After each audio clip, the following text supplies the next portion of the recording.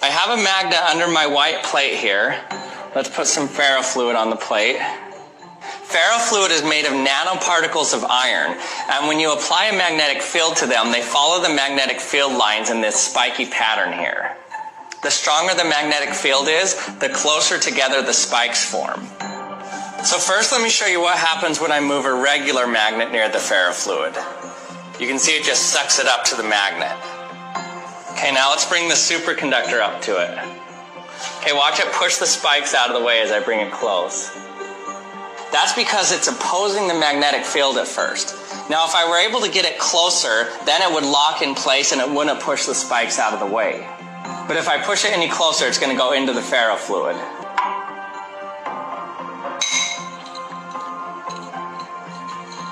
Another cool thing I observed is that when you bring it near the ferrofluid, the spikes actually start to flow towards it.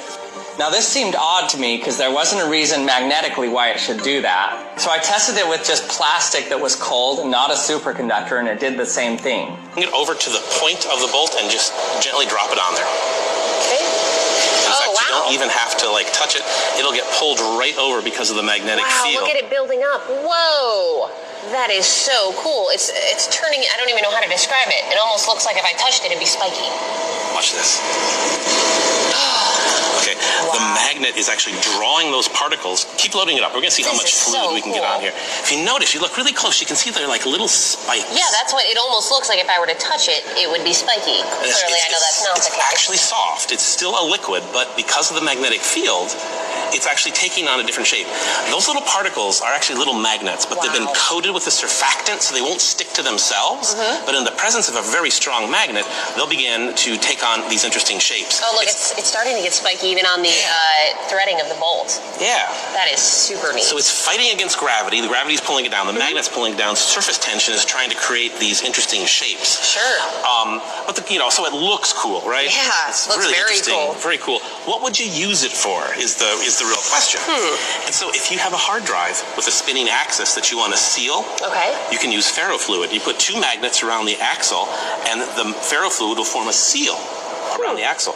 Or if you want to separate things that are non-magnetic. This is a copper penny. Sure, but we know that it's only partially, not fully copper, right? You're right. Okay. It's zinc inside and a little copper on the outside, but in either case, it's not magnetic. Okay, right. Yeah, we know that. It's not going to stick to the fridge or anything like that. How would I separate that out? We can use ferrofluid. So watch this. Load up my little cup with some ferrofluid. Just use the whole container. Just you just dump it in? Yeah, just dump it in. It's okay. And if we... Yeah, that's perfect. If we take the magnet and drop it inside, no great surprise, it's simply going to sink to the bottom. Sure. Here's where things might get a little bit messy. Watch out. Woo! Okay. If I take this super strong magnet and pull it away and put it underneath... Whoa! The penny will float to the top. Yeah, immediately. Immediately. And if I take it away from the magnet, the penny sinks. Wow. If I bring it down to the ferrofluid, and so that's just a force? The ferrofluid is actually, and I can have you feel it. I'm going to put this magnet back under the plate, and I want you to reach in with your gloves and touch that clump of ferrofluid.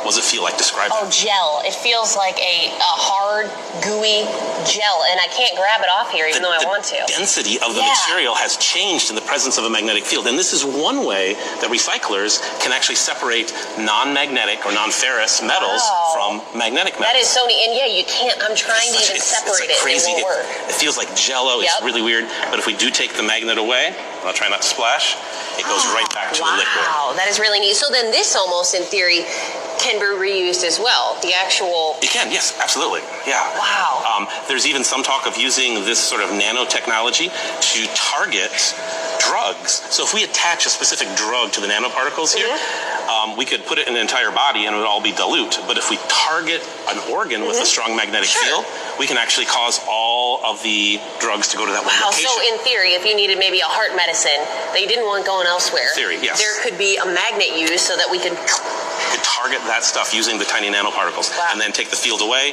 it disperses throughout the body, and you're fine. So it's something people are working on.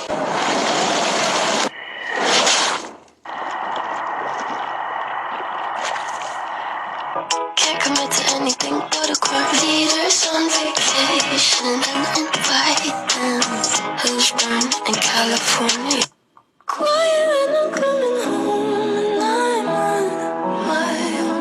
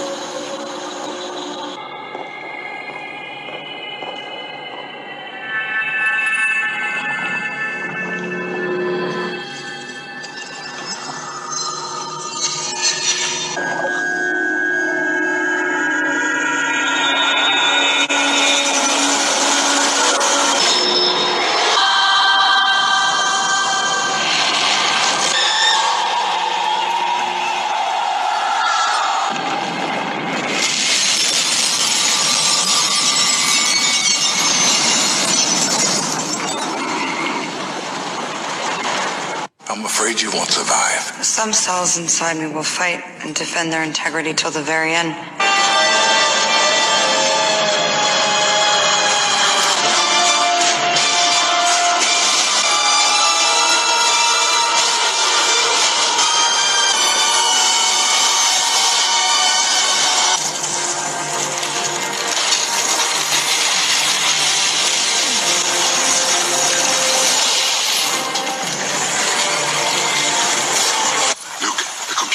It's moving.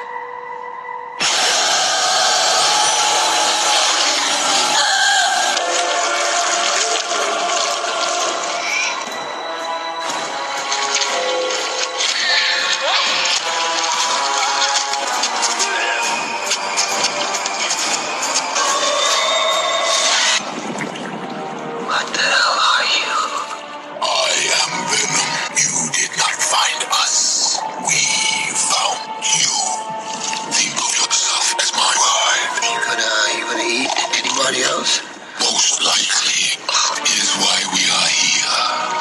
Cooperate, and you might just survive. And don't make me have to give it back to academics. You had it when you thought you had me slipping at the telly. Even he ain't spitting like this on his last shit. Oh, you better go back and live. Binge is the best medicine. Increase the dose from least to most and then tell the grip. What? Piss and moan, but I'm not.